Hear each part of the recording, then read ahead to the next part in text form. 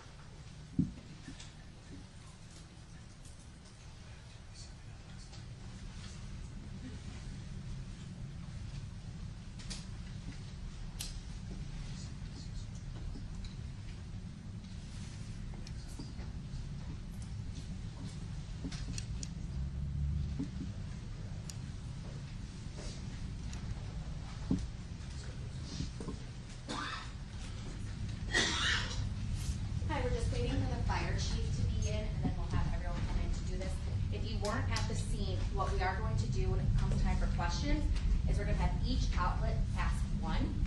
Dylan here will essentially point from left to right our way, and then each reporter again will be granted one question, and then we'll have them answer that way. So just raise your hands. We're going to answer questions. So, yes. Any questions right now? We're just waiting for. How far is the chief?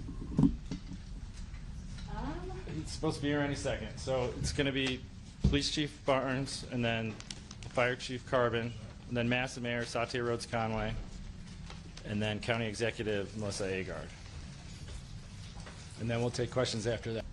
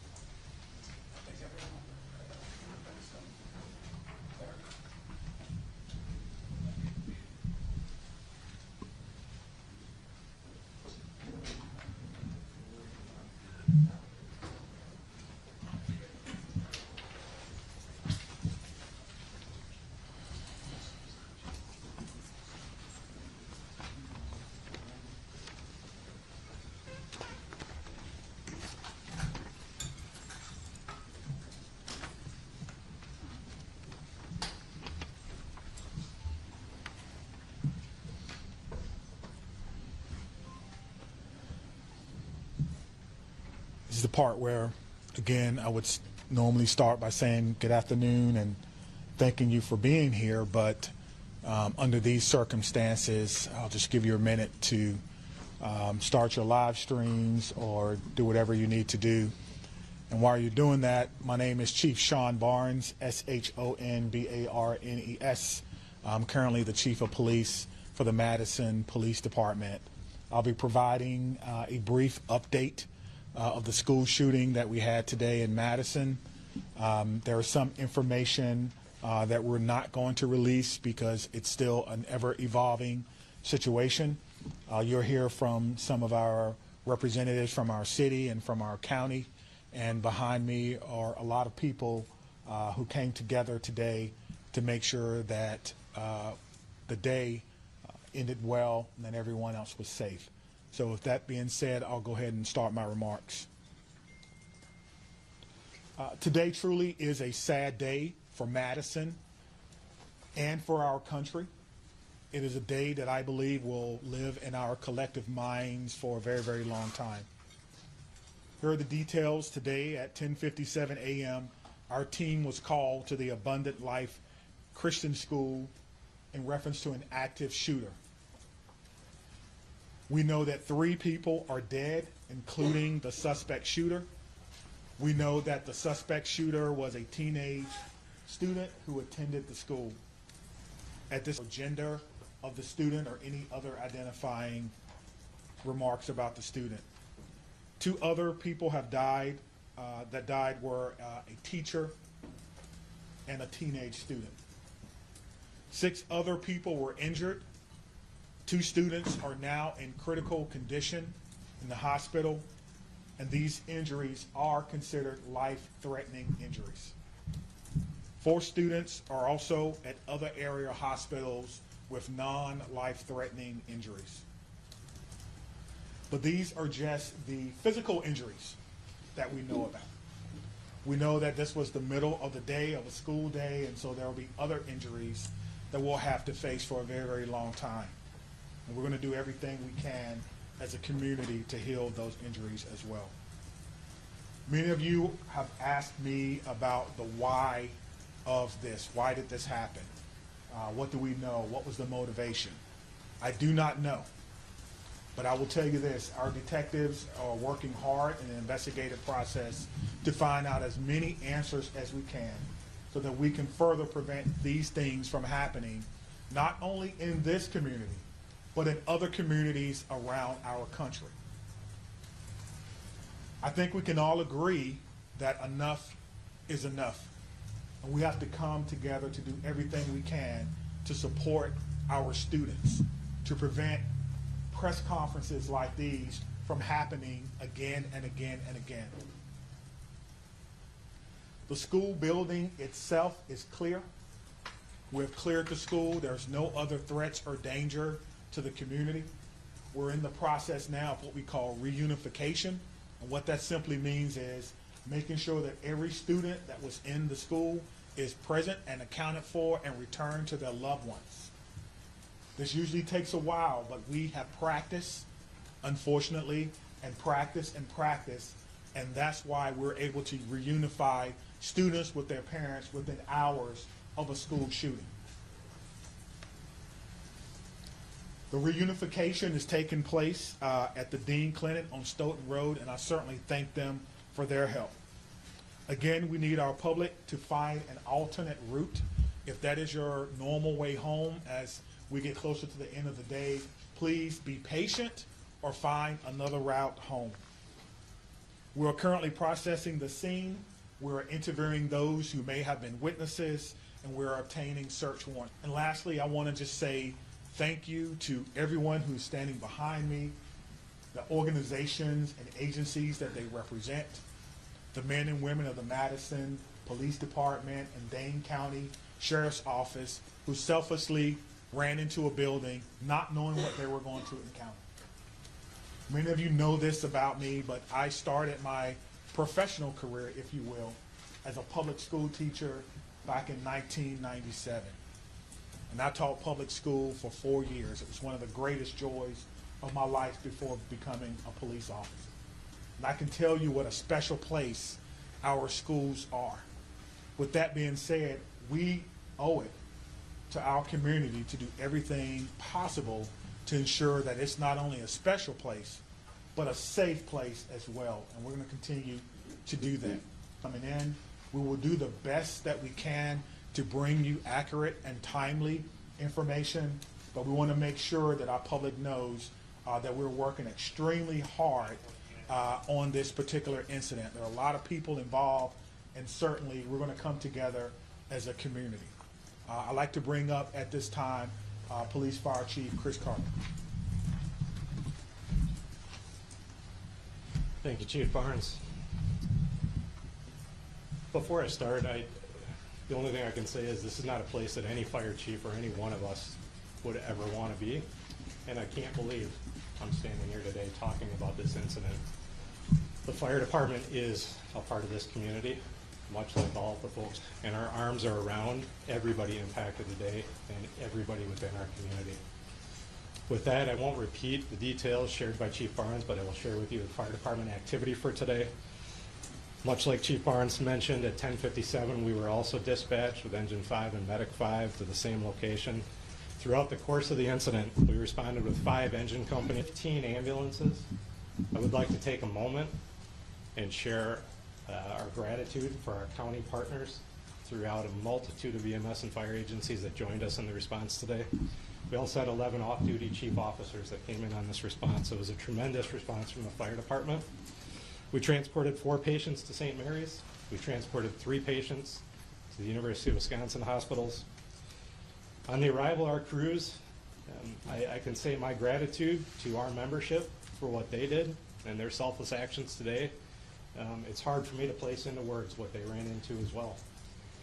They did that immediately, they did that selflessly, and within a course of 15 minutes, from the first transport to the last transport, all the patients were on their way to the hospital.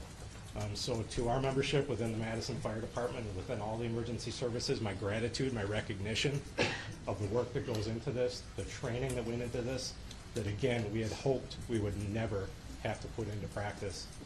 One more time on behalf of the Madison Fire Department, our hearts are with you, our arms are around you, and we will be with you throughout the duration of this. So at this point, I'll step aside, turn it over to the mayor.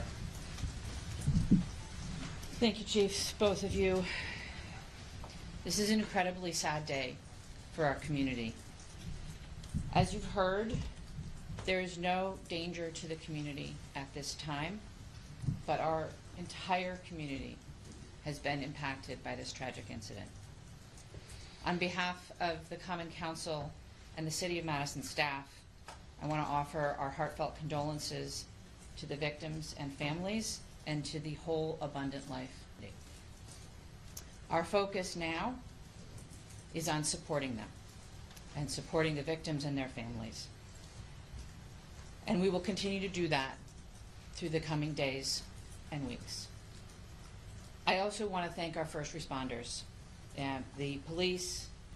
As you've heard already, this is a whole of government response. It is not just police and fire. It is not just City of Madison. We have folks from all around the county. We have folks from multiple agencies engaged in both the initial immediate response and the ongoing support.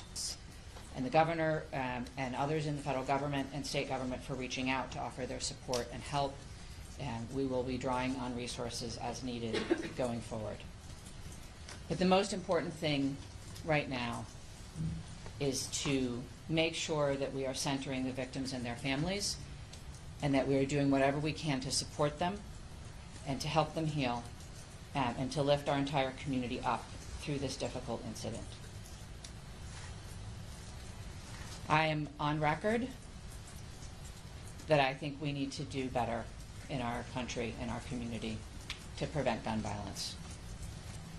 And I hoped that this day would never come in Madison.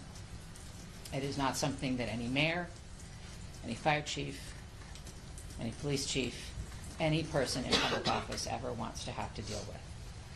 And so I will ask our entire community and our entire country to do whatever we can to make sure that no public official ever has to stand in this position again.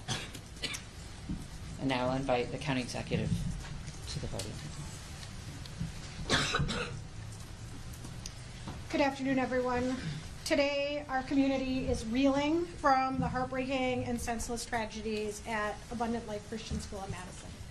As a mom who received a text from her son at a high school here in the city of Madison wondering if he was safe, I can tell you, this hits you in the gut.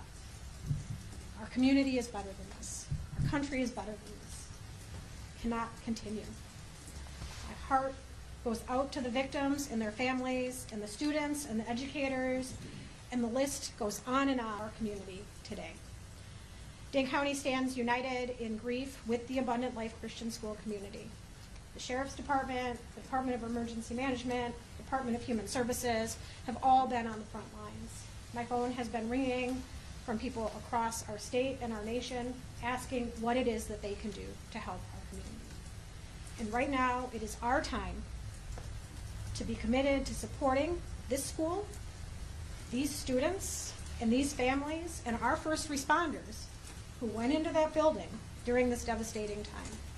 We must work closely with our law enforcement officers and first responders, mental health professionals, community leaders, and policymakers to ensure that we are taking care of one another. No community should ever have to endure such a tragedy. And my administration is going to do everything that it can to provide assistance to those who have experienced this devastating loss, and also do everything that we can to prevent such tragedy from occurring. To all of those who are grieving in our community, please know that you're not alone. Dane County stands with you. We're here to support you in any way possible. Please reach out and ask for help. The governor's office, as well as the mayor's office, and I will continue to update the public as we learn more. But please understand, there are many things that we cannot share with you right now.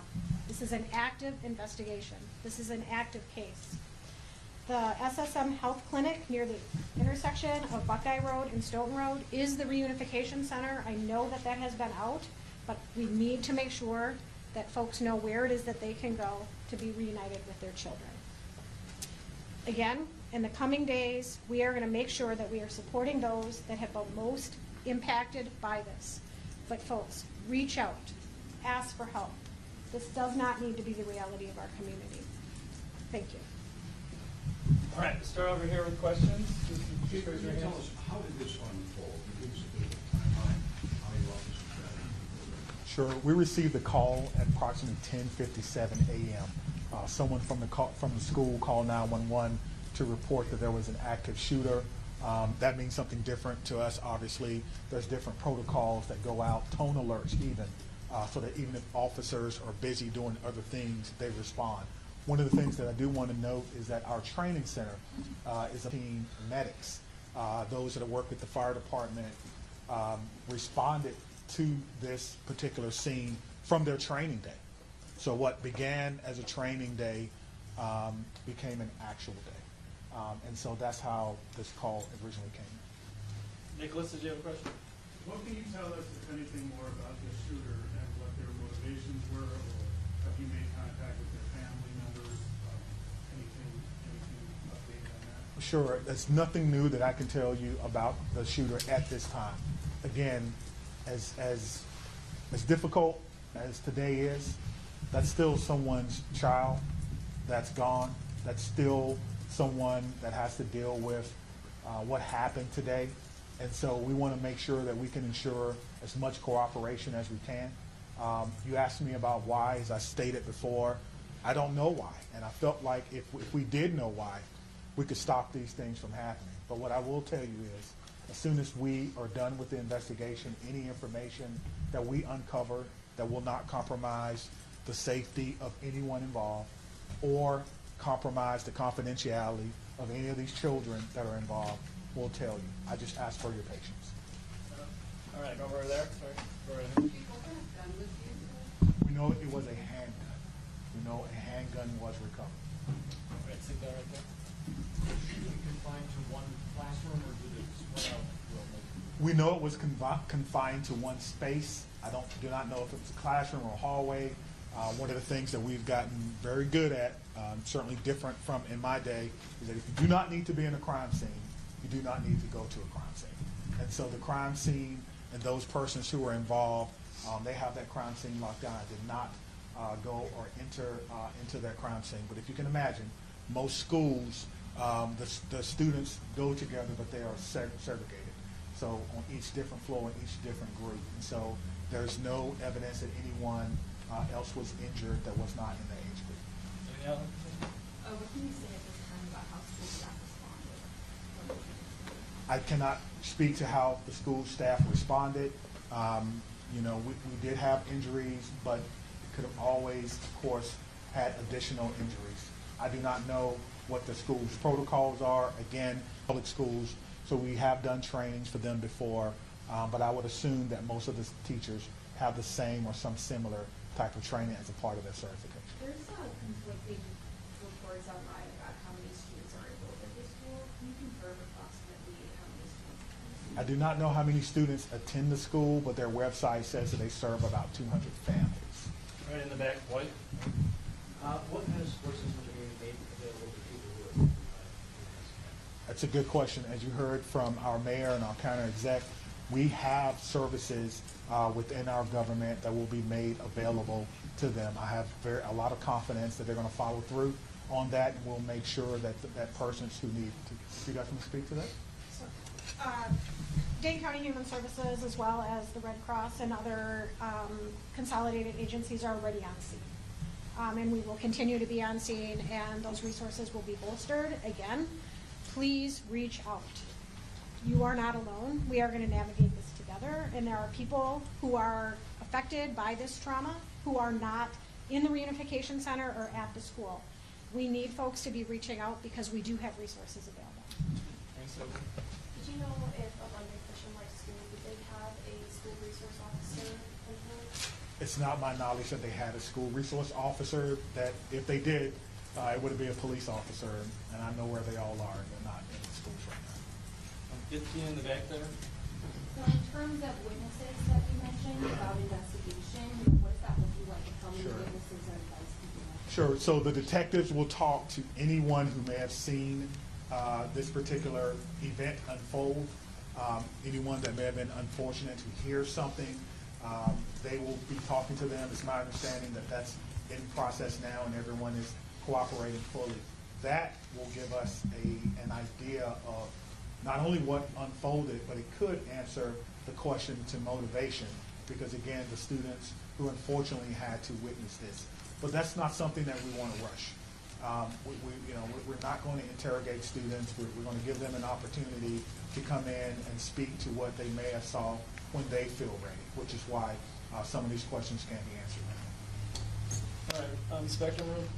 How do you reassure the community that it's still okay to go back to school? I mean, everybody's got kids, and I think, maybe it happened in this school, but there's everybody that's got kids anywhere, right? This in Dane County, it's gonna be hard. Yeah, I think you're asking me, how can I say 100% that no child will ever be harmed in school? I can't. No police chief can. But all I can tell you is that we have systems in place so that if something happens, we can respond like we did today. I can tell you that our mayor and our county exec has committed resources to not only public health, but also mental health. I can tell you that every teacher that I've ever had contact with at MMSD cares deeply about their students. Every staff member, I talk to staff members all the time who tell me things that are going on in the schools and want to do whatever they can, even if it's under anonymity, to let me know that they want to have a safe school. So my reassurance to the public is that if you see something, if you know someone who may be going through a difficult time, please reach out to someone. And I think what I can do is make sure that our police department is transparent and open and honest and inviting for people to call and give information. I think MMSD does an excellent job of that, and the same thing can be said for any other private school. If you want to give information or you need someone to talk to, I can promise you we'll have someone there to get that information. All right, then. Understanding that this is a private school you may not be as familiar with,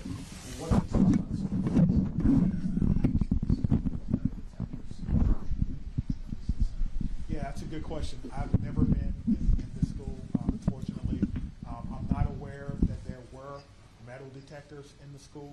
That's something that we can certainly look at. Most schools have some form of surveillance or public space cameras, but that will be, of course, part of the investigation process. Scott? Chief, can you clarify, you said 7 were injured, but 6 were hospitalized, does that mean one's been shooting for release? And secondly, was the shooter's family cooperating with the investigation? Yeah, so that's 2 questions, but let me try to handle the first one. So I'm trying to go back to my notes. So we do know that 1 person was pronounced at the scene, and so that may be the 7th person. But we can get you all that information just when we're done. I'll have my PIO give that to you so you can report it accurately. And what was your second question? Was the shooter's family cooperating?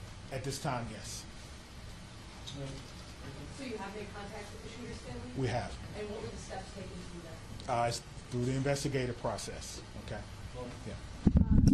Is the shooter's home being searched? Yes, we can hear you. Once we have identified, we have initiated a search, but we think that search is either ongoing now or that search may be concluded. Of course, it's about safety. That's the first thing. Making sure that people are safe, and then we'll go from there. This has been, an amazing day for everyone. And so if you have someone who is deceased, who may have been a shooter, you want to make sure that their family is okay. You don't know. And so that is what we're doing right now. It is about the safety of everyone. This is going to be a long day for the Madison Police Department. We just want some of your patience. Are you aware, had the school had any prior threats? And then just, jumping off of that, do you know if the shooter had any prior contact with law enforcement? We do not know that the shooter had any prior contact with law enforcement, but I did do a check of the school. There were some calls, but they were like 911 hang-ups, things of that nature. There was nothing that suggested that the school was a place that violence would occur. Chief, I know that you mentioned that the shooter died of a self-inflicted burn. Did that happen before officers arrived at the school, or when the shooter saw officers coming into the school? Yeah, so let me say that the cause and manner in which the shooter died will be determined by the inmate. But what I can tell you is the shooter was dead upon our arrival, police department arrival, and no officers fired their weapons. Okay? Lucas, what are these search warrants you're executing? Are they at the residence on like the device the shooter had? What do you, I'm sorry. The extent of the search warrant. Yeah, so the extent of the search warrant is to be able to go in a place that we don't have permission to be in and make sure that everyone is okay. And then if there's any evidence that we think we need to collect, we could only do that with the use of a search warrant. And so, again, we have to determine if there is evidence that we will need. Everyone wants to know what led up to this. Are there any additional threats to public safety? Is this person or was this person by themselves? There are a lot of questions that we want to answer, but we have to answer the safety questions first, and then we'll move on to some of the more investigatory questions. Are you in possession of any of the shooter's devices? I am not, no. Stefan?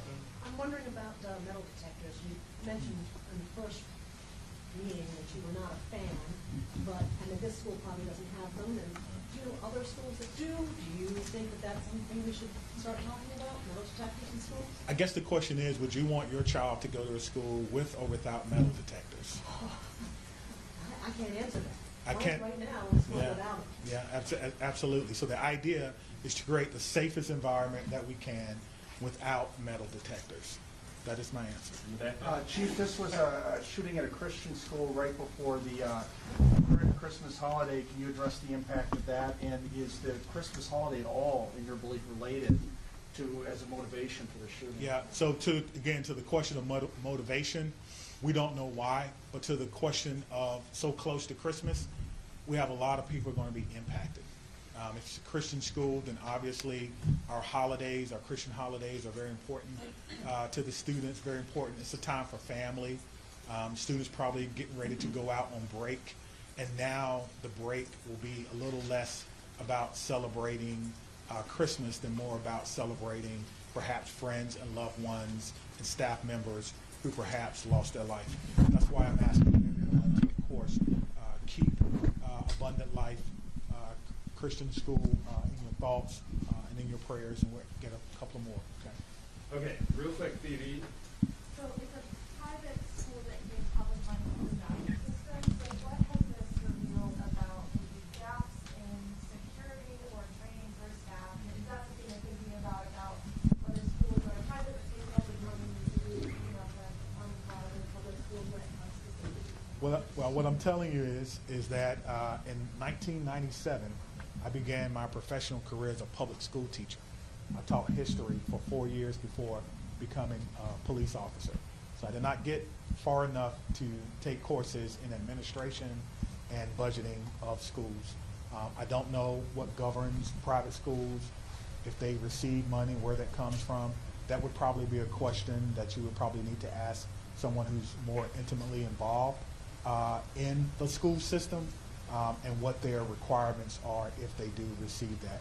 But you could probably compare what has happened or what goes on, their security measures, with the security measures of any school in MSD, and then that will may give you an answer.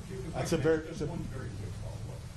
Because you know there has been some criticism to other law departments and their response to these school shootings, and it's particularly involving. How did that inform your game plan today, and how quickly were your officers able to get over the school? What were they told to do? Sure. We train on this, as I spoke about earlier. When officers arrive on the scene, they immediately go in, which we did in this case. Stop the threat, stop the killing, find the killer. That's how we train, and that's exactly what we did today. There's no waiting, there's no coordination of who's in charge. Everyone knows exactly what to do. I spoke about this earlier. We train on this constantly. Our commanders, including the fire chief and I, was in a commander's training less than 2 weeks ago, going over this exact same scenario for another fictional location. And so all of that came into play today, and our officers performed extremely well based on their training and based on the expectations that they know exactly what to do. Stop the threat, stop the killing, find the threat. Chief, can we just do one more? What was whether this was a current student? Hold on, right here. Thank you, all. Yeah. I think the questions have been asked, and we're straying a little far from what's most important at this point in time, and that is the victims and their families. I have 3 things to add. First of all, there is a lot that our community can and will do in the coming days to support the victims and their families, and we will have more information at future briefings. If anyone, and I would urge you all to include this in your stories, if anyone needs mental health support as a result of this incident and the coverage of it, I encourage them to reach out to 988 by phone or text and to get the mental health support that they need. It is incredibly important that we take care of our community in this very difficult time. We all have a role in preventing gun violence. Our entire community needs to be part of the solution here. There are many things that we can do, and we can have those conversations. For all of us is supporting our young people. And that is where our community's attention needs to turn at this point in time. The police department, the fire department, the city, the county, but I urge you all to help our community find resources to support their mental health and to find resources to support the victims and families at this time. Thank you all. It'll be at cityofmadison.com. Me, Stephanie, and Cynthia will stick around and answer any other questions, folks. That's all. Let me say just before I go, because the mayor mentioned that this was a whole of government response. It certainly was, and there's so many people that we want to thank. We cannot thank everyone, but it's also a whole of law enforcement response. Even though we are in different agencies, we all have the same training, and so I want to thank our partners with the FBI who are here with me today, partners with the ATF, Dane County Emergency Management. Of course, we already talked about our fire department. We've got calls from the Attorney General of the United States, Wisconsin State Patrol, our governor's office, State Patrol, Monona, as well as our sheriff's office. I know I may have left someone out, but thank you for how you responded, professionally, quickly, and according to the way that we all trained, and it all came together to ensure that no other persons were hurt. Thank you. Chief, could you just say what time you guys made entry? We just want to nail that detail down. That's the time you made entry. In 1 minute? How long does it take to arrive to the school? How long does it take to they arrive to the scene if they receive the call at 10:57?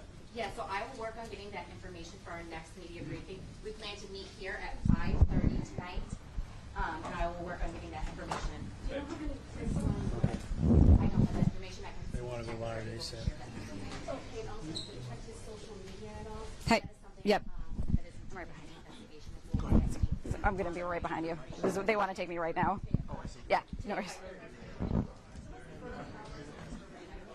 Good. Yeah. Thank you.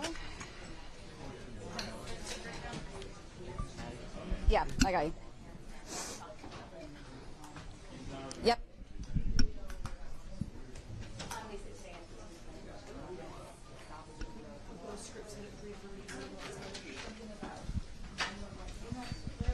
I mean, I think we definitely stay here.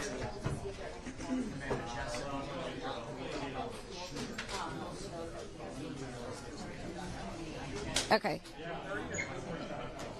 Okay, what is the sound?